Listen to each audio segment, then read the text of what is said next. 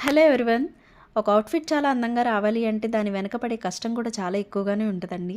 Like ఎలా అంటే తిరుమల మనం వెళ్ళినప్పుడు కాలినడకన వెళ్తే అది చాలా కష్టంగా అనిపిస్తది. బట్ వన్స్ దేవుడిని చూడగానే ఆ కష్టమంతా పోయినట్టుగా అన్నీ మర్చిపోతాం.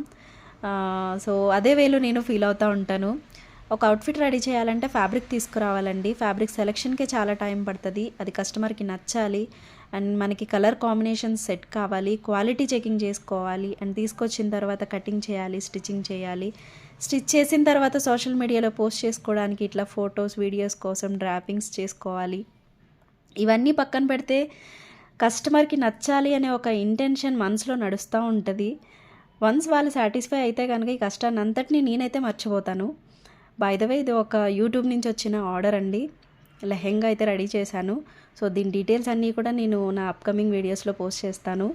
Thanks for watching. బాయ్.